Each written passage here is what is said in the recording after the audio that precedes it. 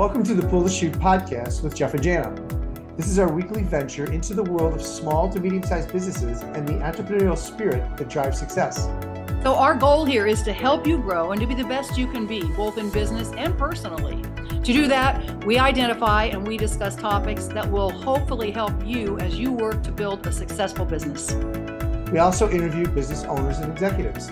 It's our hope that you may be able to gain insight on ways to help you be a better leader and provide a better culture for your people. Our mission here is to help you pull the chute once a week to work on your business instead of always working in your business. So we hope you find these discussions insightful, helpful, and useful. And thanks for your support. We hope you enjoy today's podcast. Well, welcome everyone to the Pull the Chute podcast with Jeff and Jana. As always, we are very excited that you're here supporting us and hopefully learning a few things. We got some amazing guests that have been on the show recently. We have another one today, but before we do that, Jana, how are things in Nashville? Nashville's doing good, hanging in there. Yeah, awesome. Winter weather. Yeah, right. Yeah, and as we always tell our listeners, we record these on Thursdays and Fridays, and so we may be recording them in the January session, which we're at right now, but you probably won't hear this until April. So just understand that. So John Donnelly, you're with us today. Thank you so much for being on the show. We appreciate you. I'm happy to be here. Excited to be part of your show. It's great. Thank you. Yeah, we're excited to have you on. So, John, we always like to have our guests kind of give a brief background about who they are and how they got to where they are today, because no one can do it as good as you guys. So please do that for our listeners. Okay, that's great. Well, I started in the mortgage industry in the late 90s. I worked in some call centers, kind of learned the skills of being a loan officer, and decided I wanted to be a real loan officer, if you will, and chase referrals. And started doing that and worked at a couple different companies. I lived in Phoenix for about 4 years, but most of the time I've been in Texas. And my wife and I moved from Phoenix back to Texas at one point in about 2002, and I took a job in a corporate office. And I started kind of taking on a leadership role in a mortgage company, and found out I had skills in recruiting and coaching and leading. And that was great. And I just kind of evolved my career till 2009. In 2009, there's a big crash. Mm-hmm. And, at that time, I had about maybe 25 locations that reported to me. And we lost our warehouse lines and we got shut down. And so it was a really crazy time. And I came to work in about a week's notice at a company called Service First Mortgage, where I work still today. And in mortgage, it's really interesting to find people that stay at the same company for as long as I'll be 16 years here at the company. And so I feel like I got lucky finding the owner of our company who kind of needed my group at that time. And also we needed him, if you will. So you had to reinvent ourselves during that pandemic. I started originating loans again and building a branch back and, doing all the things I knew to do over the years in the business. And again, I just kept building, and recruiting and coaching and building people up. And, that branch and those people that came on grew and grew and grew. And so I find myself today in the same kind of role. I run a division of a company, have multiple branch managers, loan officers that report to me. We're a referral-based mortgage company. So we work with builders, past customers, and, our database to generate business. So that's kind of what I do and who I am at the moment. That's great. I appreciate that. So the question is, you said something in there that jumped out at me, and that is build people up. Mm-hmm. How do you do that? Yeah. How do you do that? What do you go about doing that? Because that's an important factor, right? I mean, to take the journey that you've taken, sometimes we have to search ourselves, inner selves, to find it in ourselves as well. But how did you do that? My first thing that I believe in is I feel like that in order to build somebody else up, I have to have developed my own self, and kind of, I believe you have to have skins on the wall and do the work yourself before you can really lead other people. At least that's what most people think. I believe that.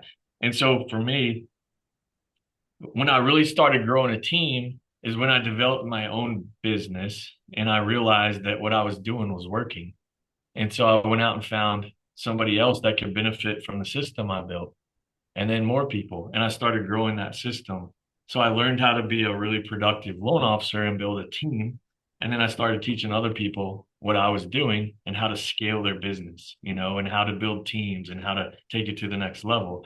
And so for me, you know, it all started with me. I'm passionate about reading books and learning and always growing and challenging myself, and that by filling up my bucket, it kind of spills out to everybody else, you know, if you will. And so that's where it all starts with me in my experience. So how do you build a team then, John? Let's talk about that for our listeners. How do you build a team? Yeah, that's great. So I think the first thing is you have to figure out what you're going to give up. You know, as far as like what are you going to give up in your system every day? In a mortgage, you know, a loan officer typically takes the application and gathers docs and does things.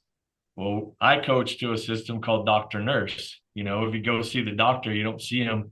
They don't meet you at the front desk and they don't take your blood pressure. They come in and diagnose the problem. So you have to give up all the small things, and put somebody in place and be clear on exactly what they're going to do. And then you have to know what you're going to turn to. That's the biggest challenge usually, is people get used to doing those other tasks and they feel good because they're busy all day. But if they're going to hire people and take on that expense and grow a team, they have to go get more business. And so they have to figure out what are they going to turn to and how they're going to grow their business. So those are the things I would talk about when we're building teams. And what do you suggest for leaders, for the leaders of those teams? What do you look for? As far as the personality traits, they have to be, in my opinion, they have to be somebody that is hungry. They have to be somebody that's detailed enough and system oriented type that can actually work in a system. They have to be a leader of their people, meaning that they have to be somebody that they can lead their team and trust their team, hold them accountable, and not become their friend a little bit, if you will. That's something I see sometimes that if they don't do it right and they don't have the right personalities, they become their assistant's assistant is kind of the challenge that you'll find. They give up these things and they say, I need you to do this to help me. And next thing you know, the assistant's having them do a lot of the work because they don't have a vision, if you will, of where they're trying to go. So you said that you had to find yourself first as a leader, and then you were able to lead. Do you help the other leaders figure themselves out first too? I mean, how do you go about that aspect, right? I would assume I think the most important thing is get clear on the vision where they're trying to go. You know, an example of that for me is I had a loan officer come to me one time and she's like, I want to really expand my business next year and go to the next level. I want all the real estate agents in these 2 towns to know who I am. So we started talking about how would we do that and how would we cast a vision to make this happen. And so we came up with this idea of having a class for every week for 3 weeks out of a month, and inviting all the realtors to come to these classes and put a system in place and bring value to these people. And so the vision started casting like, okay, we got to build a system to have classes every week. We have to have partners to come in and do this. And the big goal is to have all these realtors to know your name, right? So then obviously you're going to increase your business if this happens. And then as we developed that system and it started working, I pulled her aside one day and I said, look, you cast this vision of having this class and having a lot of things done in a certain way, meaning we went down to the level of when these realtors walk in the front door for our office, what do we want it to be like? How would they be greeted? What would they see? You know, how would it feel coming in and meeting her? And so we cast this vision of all these little details that were going to happen. And really what kind of brought it in is her business increased, obviously, but the Realtor Association in the area made her the affiliate partner of the year that year. And so that kind of was the icing on the cake, if you will. So for me, my responsibility as the leader in that role was to help her cast the vision and then execute on getting the right people in place and getting the training room dialed in and getting, the system in place where somebody meets them at the front and offers them a drink and makes them feel special and wants to come work with us and our team. So Right, so that's how to grow the business is what you just kind of described to us, which I love. I think that's great. The vision's a great part of that. And again, I'm kind of leaning towards the leadership thing because I know some of the stuff that you do that you've talked about. So where in the process are you teaching them to be also the leader? Right. So you're working with the vision, but you got to teach them how to be, you got to know how to manage and lead their people. Right. And how is that process working for you? Yeah, I think that leadership comes from, I kind of come back to the self-leadership, right? I always come back to that. We come back to the accountability and to the structure that you look at every day in yourself. How do you start your day? How do you go and develop yourself as a person? Where are you looking at the structure that you're going to put in place that you're going to execute on with your team? So developing a leader for me starts in the type of messaging I listen to, the books, the podcasts I read, and then taking that into my team and putting a structure in place of, hey, when we come in today, we're going to put a calendar together. We're going to time block this thing and we're going to focus on this. And we're going to hold each other accountable. As far as the functionality of the doing of the things that we're learning, I guess, if you will. Okay. So I don't know if that's really answering your question exactly, but well, that's okay. So what do you find is one of the biggest struggles that your team runs into as you're going through this process? As far as building the team? Building the team or building the business. You talked about executing. There's there's kind of two different things. So what's happening in our industry today is it's hard to get business because interest rates have gone up and home affordability is high. So we're focused on generating business today. It's more challenging. When let's say a couple of years ago when rates went down, building team structure was really the challenge because we had so much business, if you will. So that's a different challenge. Back then, the biggest challenge was I'll go back to this one statement, knowing what to turn to and how to focus on growing your business and letting your team do the work of all the systems you put in place. That was the big challenge when you're building a big team, I found. But now today, the challenge is like, how do we go get enough business and generate the opportunities we need when the home affordability, I call it a crisis, probably is the worst it's ever been since I've been in the business for a long time. So that's the big challenge. So how are we dealing with that? If you want to say that. Used to, in our industry, we could go out and meet with, let's say, in a given week, 10, 20 referral partners, and we would get enough referrals from that business that would feed us. Nowadays, we're having to sit down and challenge ourselves to say, we're going to have a call day and make 200 phone calls, hope to talk to 50 to 100 people and go on large scale attacks to go really wide instead of deep with people to generate enough business to feed ourselves the way that we need to. So the different approach, challenge today, I guess. Yeah, that is true. That is true. And so how's that working for you guys? I mean, is that something that you kind of analyze each month, each quarter? Do you say this is working, this is not working? Or are you just like, it's always worked in the past, so we're just going to head strong into it? I like to say what got you here won't get you there, and so you've got to do things different in today's market. So we're looking at it, if I individually am coaching with one person, I'm looking at it on a weekly basis, on a monthly basis. As a company, we track daily metrics so we can see what our teams are doing every day, how many, leads are coming in, that type of thing. And then we're tracking it monthly to see that we're making progress. But the nuts and bolts of it are the different nuances. Basically, the business is with home builders now more than anywhere. That's where most people are buying more than ever. So we need to position ourselves as a partner with home builders. And we've done a good job of that. We've pivoted strategically over the last few years to be a preferred lender for many, many home builders. And that's growing dramatically right now. And so, being smart about your time. If I'm a loan officer and you're a realtor and I went to you and had lunch with you and spent an hour with you and bought you lunch, but if I do my homework and realize you haven't closed a transaction in 6 months, it may be great to know you, but strategically, there's no business here. I'm wasting my time. And so you really got to be smart about who you spend your time with and be strategic on how you're marketing. And maybe I need to target entire offices and do things like on scale, hold meetings to multiple people instead of one-on-one meetings, just to be more productive. Those are the type of ways we're thinking to try to generate enough business and be smart about how our actions are. I think that's good. You have to apply that then to other businesses and other models, correct? So a lot of what you're doing, John, you're talking about is being able to punt, being able to, to pivot when there is some kind of crisis that occurs, good communication skills, making sure you've got the right people in those leadership roles or, semi-leadership roles leading the teams.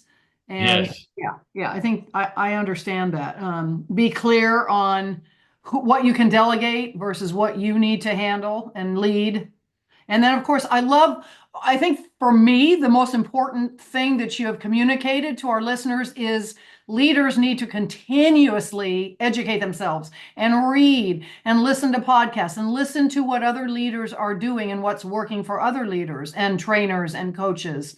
Because this is a growing industry to hire coaches. We're loving that because that's what Jeff and I like to do. But it's also that you've got to be able to pivot and be, work within certain structures that are different than perhaps your training, your train of thought. So that education piece is very important to me, where you're reading and learning and continuing to kind of grow your library, your brain library. That's right. Yes. That's right. I think it's most critical. I mean, I like to go walk in the mornings and exercise. And if I kind of can tell this quick story if you don't mind, but yeah, I got excited about a book recently called The 12-Hour Walk. I don't know if you guys have heard of it, from Colin O'Brady. And so last March, I walked my dog and I'm listening to this book, and it challenges you to go on a 12-hour walk and not listen to music or take a friend and kind of have a, your own, just be with your thoughts. And so I was like, I'm doing this, so I tell my wife I'm leaving on Sunday morning, and I walk out the front door at 5:30, and I walked 30 miles that day and had an amazing experience. It's almost, just the coolest thing I've done. I took a lot of notes in my phone and spent time with myself. And out of that, I was one of the things I got stuck on. I was like, I'm turning 50. I need to do something big, and I kept thinking about that. What am I going to do? And so I committed to go climb Mount Kilimanjaro, which I'm going in June. Wow. So, wow, that's awesome. What's kind of neat about that was it's something that had been on my mind. There's kind of a long backstory on that, but it's something that had been on my mind. And in that time just made me think, I'm going to commit to this. Well, I'm like, well, I'm going to do that. I need to work out a little more. I need to be in better shape. So then I went, started going to the gym 3 days a week. And I started talking about it.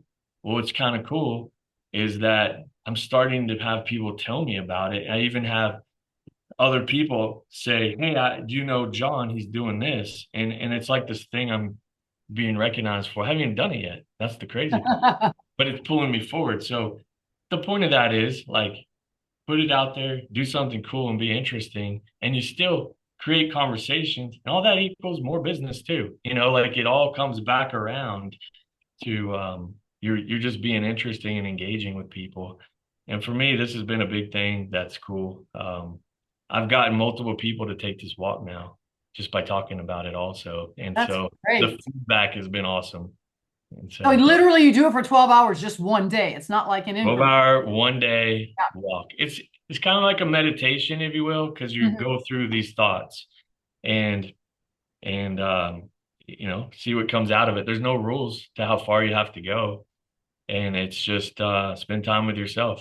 And so for me, I got to really get clarity on where am I trying to go and think about the vision for me the next 10 years. Like I said, I was turning 50. I had this thought. I'm like, maybe the best 15 years of my life might be from 50 to 65 because I have wisdom. I have more income. I have a little more time. My kids are a little older. This is going to be a great run. How do I take full advantage of that and live my best kind of life, if you will? So that's stuff I got caught up talking about. Mm-hmm. But, No, anyway. that's great. That's part of leadership, is knowing who you are. Our last podcaster, that's what she said. You know, leadership starts with you knowing what kind of a leader you are, and you knowing then how to then pick leaders or coach leaders, is knowing what kind of leadership you tend to gravitate towards. So another thing, I think this is relevant. I started thinking about, how do I want to be known as? You know, as a leader, how do I want to be known as? And I kept coming to this word. I want to be known as a class act. Mm-hmm. And I don't know if I am or not, but that's where I want to be, right? And so how do I do that? And so I came up with this idea of, who are the 10 people that I would like to model myself after that I think are class acts? Mm-hmm. And I made that list, and this is part of my walk even. And I kind of wrote down why people from like all over the place, from John Maxwell to Kobe Bryant, like I had different people for different reasons. Mm-hmm. And I've been using that as kind of in my own vision, my little board of directors. Like, how would these people act, and what would they say, and how would they present themselves? And so, something I've been working on. I think it's kind of a neat concept. I think that's awesome. Yeah, for our listeners out there, man, just follow up with that. That's a whole great thing. You know, who do you want to follow up? Who do you want to be like, right? And who's your mentors, and people that you look up to that you think were really amazing, and try to learn from that. I think that's awesome. Really, really think that's great, John. Yeah, that's a really interesting thing, Jeff. We should think about that. We should open that up sometime. Like, okay, who would you want if you picked a leadership team of like 5 leaders? Yeah. Who would you want with you? Your 4 leaders. That's pretty interesting, John. Yeah, that's a cool idea. Yeah. And how did you come up with the names? I mean, it took a while, I'm sure. I think it's a living document of names. You may add or change a few here and there, but there's certain people that I always kind of think about. Somebody for me, like I've been to Tony Robbins events many times, and this guy has from listening to his tapes when I was a kid, like he's an obvious choice for me for one person, know, and so you have just certain names. And, Peyton Manning was another one. I'm a Kansas City Chiefs fan, which is crazy, but I think Peyton Manning is just a class act. And when you start to identify what is a class act and how do they, carry themselves. So I just kind of came up with it. I don't know. It came from another book I was reading, and the guy had taken the 10 most influential people in his life and made a painting and put them all in it. Oh. And that's what kind of spurred the thought for me. I was like, that's kind of a neat idea, but who are those people, and why would you put them in that painting? And it just kind of progressed in the thought. Yes. I'd have Dolly on my team. Yeah. Because Dolly's so cool. Well, she's so giving. I mean, my gosh, she's just, for sure. She's humble about her fame, Yes. And, personal brand. Speaking of that, though, I got to tell you, and I'm not a big Taylor Swift-y kind of person, but the more I learn about this girl, the more I'm impressed with her. I mean, there was this whole story of they were at the Kansas City Chiefs fan, right? She was at one of the games, and everyone was in the front of the box, and she walked behind them and was literally picking up plates and cups and things that people left around and cleaning up. And I thought, that's cool. Here's a girl that's a multi-billionaire, but humble enough to still pick up after her friends. Maybe I need her on my board, my class. There you go. I'm telling you, she's just. The more I read about it, everyone just, she's just very humble about what she's done. She's not bragging. She's not bragging. She just does her thing. Yeah, she's really good. And she's talented. I think that's so important.